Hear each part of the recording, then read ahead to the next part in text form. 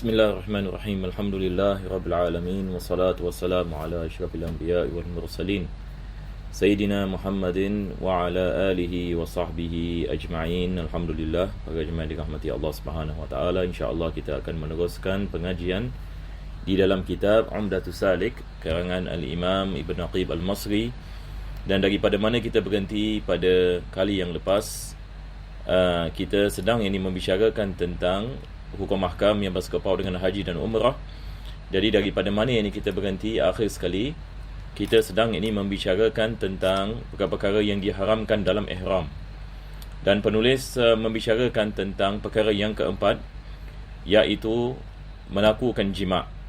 Melakukan jima' adalah daripada perkara yang diharamkan apabila seseorang itu berada dalam keadaan ihram, sama ada ihram dalam haji ataupun ihram di dalam umrah. Kalau sekiranya seseorang itu melakukannya dengan sengaja dan dia mengetahui akan pengharaman tersebut, maka diwajibkan ke atasnya untuk dia membayar kafar. Tapi sebelum itu diwajibkan ke atasnya untuk dia meneruskan ibadat haji seperti biasa, akan tetapi diwajibkan ke atasnya melakukan qada. Ini yang akhir sekali kita membicarakan. Dan qada ini adalah qada dengan spontan, iaitu diwajibkan dia melakukan qada pada tahun depan, maka tidak dibolehkan dia melambatkannya. Jadi yang pertama sekali adalah diwajibkan ke atasnya untuk dia meneruskan ibadahnya. Perkara yang kedua adalah diwajibkan dia melakukan qada dengan spontan. Perkara yang ketiga adalah diwajibkan ke atasnya membayar kafarah. Dan kafarah bagi jima' adalah al-badanah. Seperti mana penulis ini mengatakan di sini, wal kafaratu wahiya badanatun. Badanah maksudnya adalah unta. Fa illam yajid fa bakara. Kalau dia tidak dapat unta, maka dia membayar seekor lembu. Kalau dia tidak mendapat lembu, maka dia membayar 7 ekor kambing.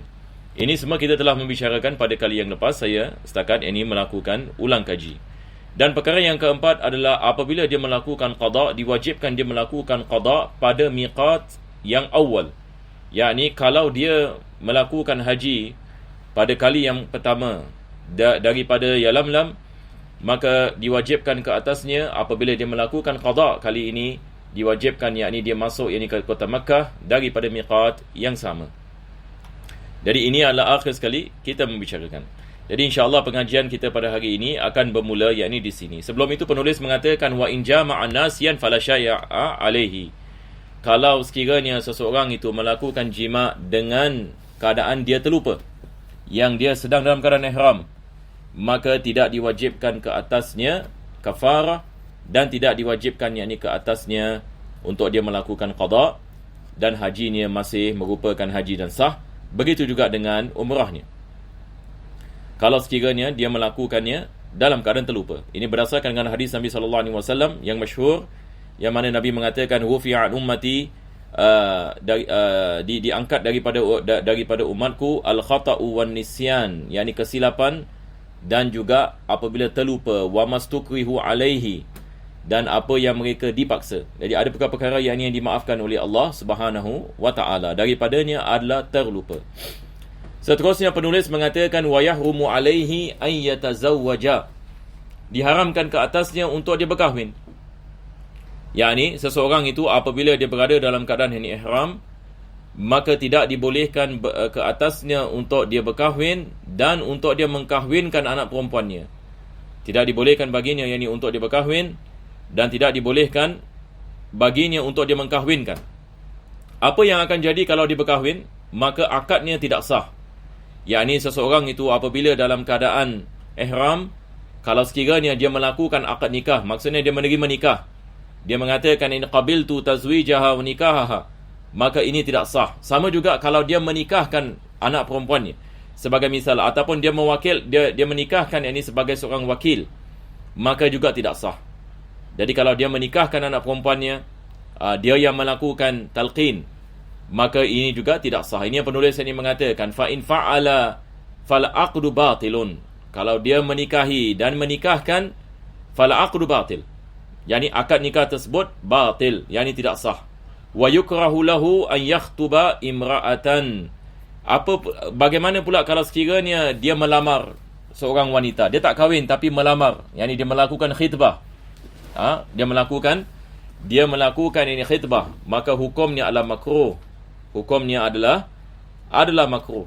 Wa ayyashhada ala nikah. Bagaimana kalau sekiranya dia menjadi saksi atas pernikahan, sama juga hukumnya adalah makruh. Hukumnya adalah makruh kalau sekiranya dia dalam keadaan ihram. Jadi ini adalah akhir sekali berkenaan dengan perkara yang keempat yang diharamkan atas orang dalam keadaan ihram. Selepas itu penulis ini mengatakan al-khamis, yakni perkara yang kelima yang diharamkan bagi seseorang dalam keadaan ihram adalah yahrumu an yastada kulla saydin barriyin ma'kulin, yakni diharamkan ke atasnya untuk dia memburu.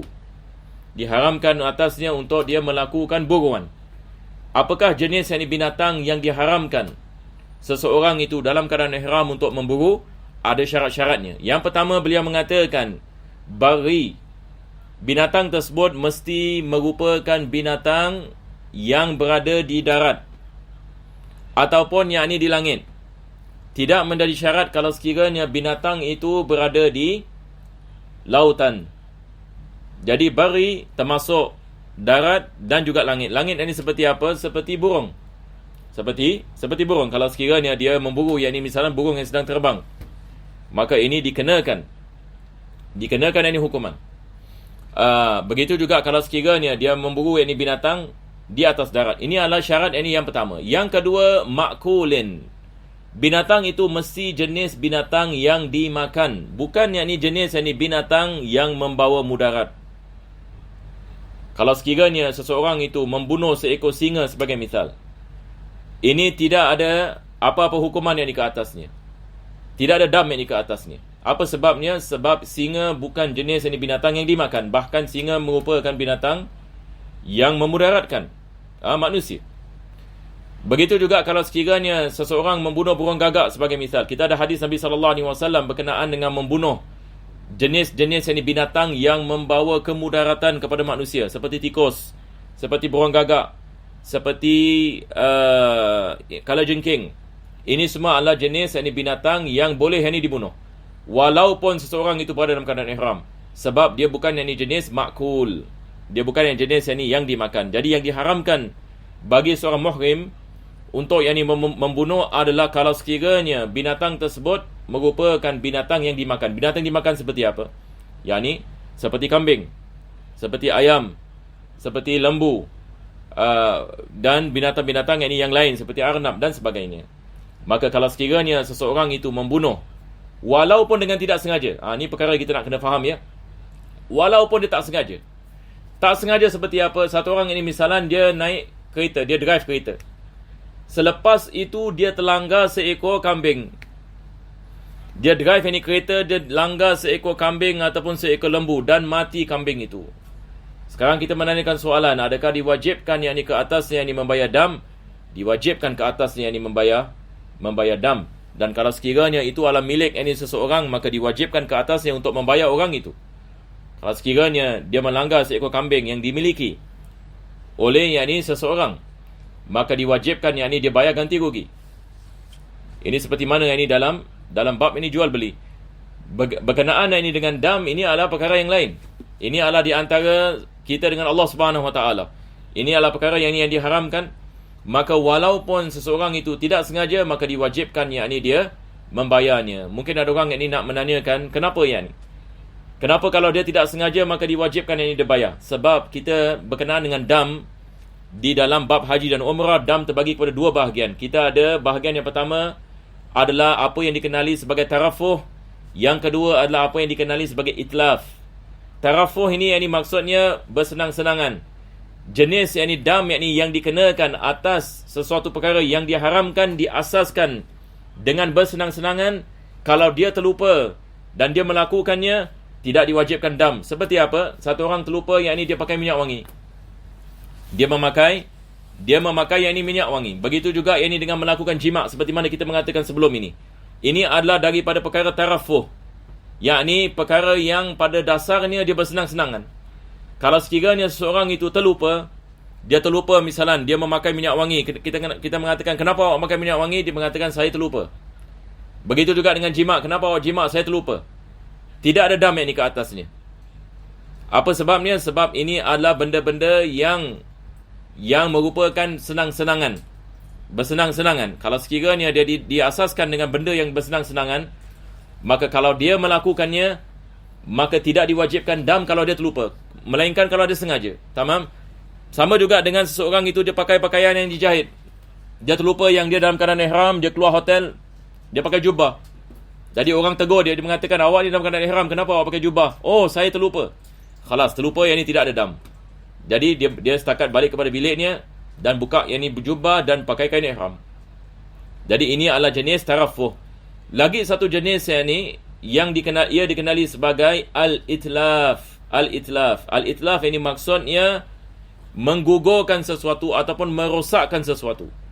Kalau sekiranya jenis pengharaman dalam ihram dia membawa yakni kepada merosakkan sesuatu ataupun mengeluarkan sesuatu ataupun memotong sesuatu ataupun yakni merosakkan sesuatu, maka diwajibkan dam walaupun dia terlupa. Diwajibkan dam walaupun dia terlupa. Seperti apa? Satu orang misalan dia potong rambut dia. Dia memotong rambutnya. Jadi apabila dikatakan kepadanya, kamu ni dalam keadaan ihram, kenapa kamu potong rambut? Dia mengatakan, saya terlupa yang saya dalam keadaan ihram, saya masuk yang ni kedai gunting rambut, saya gunting yang ni rambut saya. Maka sekarang kita menanyakan soalan, adakah diwajibkan dam ke atasnya ataupun tidak? Jawapannya adalah diwajibkan dam ke atasnya. Kenapa? Sebab ini adalah daripada itlaf. Yakni dia menggugurkan rambutnya, dia mengeluarkan rambutnya. Ini adalah itlaf. Maka kalau itlaf, kita mengatakan tidak ada beza sama ada dia sengaja ataupun dia tak sengaja. Sama juga berkenaan dengan memburu binatang. Yakni sama ada dia sengaja ataupun dia terlupa. Misal yang ini terlupa seperti mana saya mengatakan tadi. Satu orang yang ini dia bawa kereta dan dia terlanggar seekor kambing. Dia mengatakan, saya tak sengaja, saya tak lihat kambing ini. Dalam keadaan malam ini misalan, dan tiba-tiba yang ini seekor kambing lari di atas ini jalanan dan orang ini speeding. Dia tidak lihat ini kambing ini dan dia pun tak sempat nak break. Dan dia langgar yang ini kambing, mati kambing. Baik, adakah diwajibkan yang ini dibayar fidyah, dibayar dam? Kita mengatakan diwajibkan yang ini ke atas yang ini untuk dia membayar dam, walaupun yang ini dia tidak sengaja. Sebab ini adalah daripada itlaf. Jadi ini daripada perkara ini kita nak kena faham. Penulis akan bicarakan perkara yang saya sebut ini nanti. Kita baca dulu insya-Allah matan, nanti kita akan sampai kepada perkara yang sama. Maka beliau mengatakan syarat yang ini bagi binatang buruan dia ada dua syarat. Pertama sekali bari, kedua dia adalah makul. Jadi bari maksudnya binatang yang ada di darat ataupun di langit. Yang kedua adalah dia mesti jenis binatang yang dimakan, bukan ini jenis binatang yang tidak dimakan.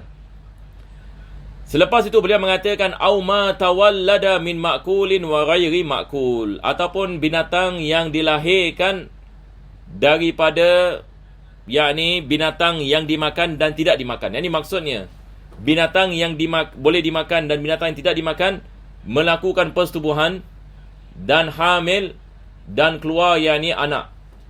Sekarang kita mengatakan anak ini adalah hasil daripada binatang yang dimakan dengan binatang yang tidak yakni dimakan. Maka diwajibkan kita membayar dam. Kalau sekiranya salah satu daripada ibu bapanya merupakan binatang yang dimakan, seperti misal yakni salah satu daripada bapanya seekor kambing. Salah satu daripada bapanya seekor kambing. Kalau ia dibunuh, maka diwajibkan kita membayar dam seekor kambing. Taib. Selepas itu penulis ini mengatakan fa in mata fi yadihi au atlafahu, kalau sekiranya binatang itu mati, yakni disebabkan yakni oleh pembunuhan, yakni dia membunuh yakni binatang itu, ataupun yakni dia melakukan yakni sesuatu yang menyebabkan mati yakni binatang tersebut, ataupun yakni dia merosakkan sebahagian daripada badan yakni binatang itu, maka diwajibkan dam. Yakni seperti mana tadi saya mengatakan, satu orang yang misalan yakni dia memburu dan binatang itu yakni mati. diwajibkan dam, ataupun dia melakukan sesuatu yang menyebabkan kematian binatang itu. Ini yang perkara yang pertama penulis mengatakan. Dia melakukan sesuatu yang menyebabkan binatang itu mati. Seperti yakni dia melanggar binatang itu. Dia melanggar binatang itu.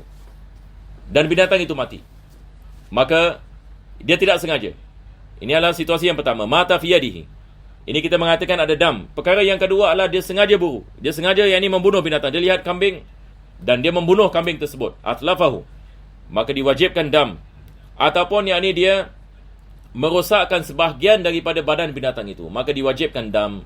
Fa in kana lahu mislun minan na'ami. Sekarang ini bagaimana kita nak bayar dam?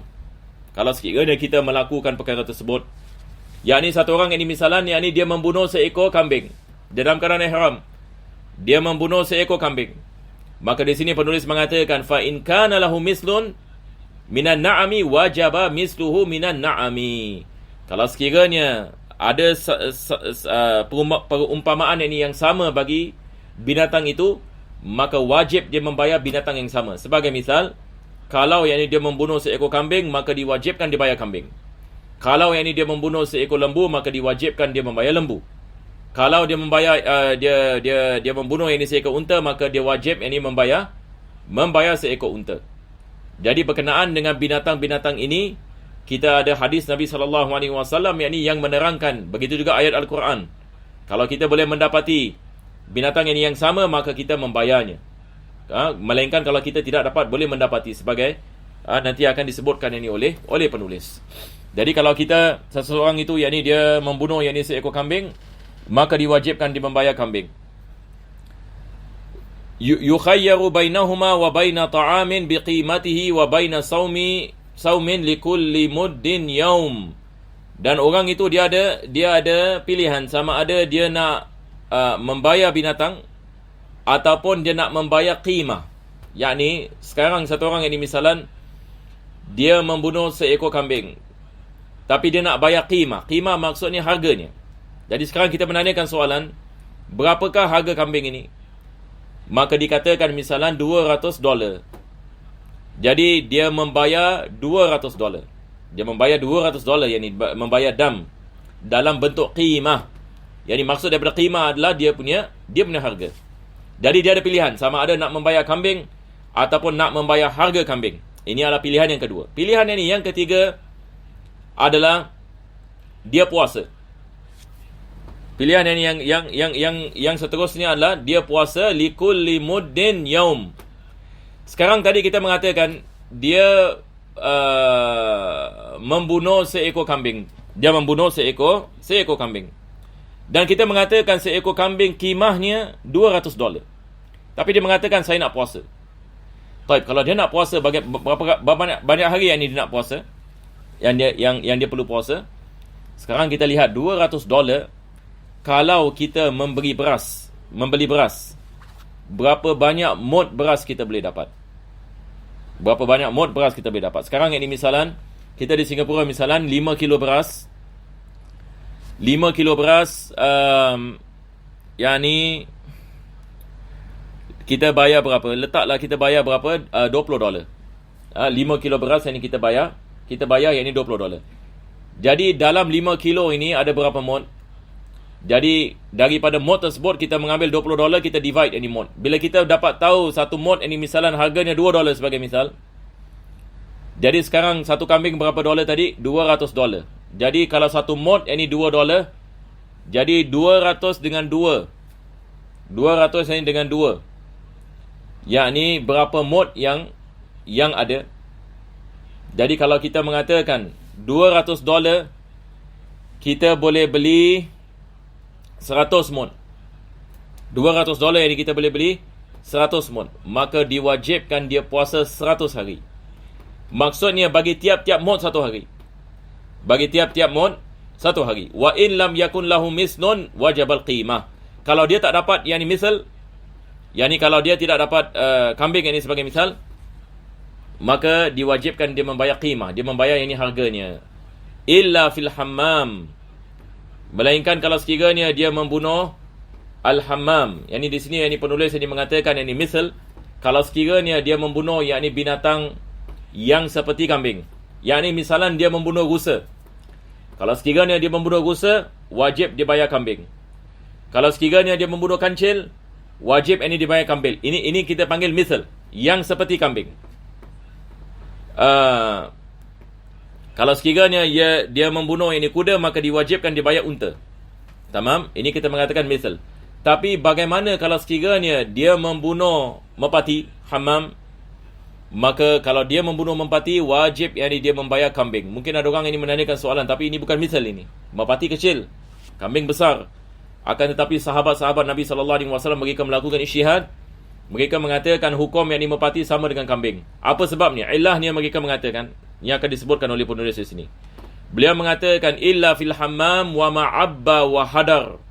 Sebab ilahnya adalah burung merpati dengan kambing, persamaannya adalah kedua-dua binatang ini mereka apabila minum, mereka minum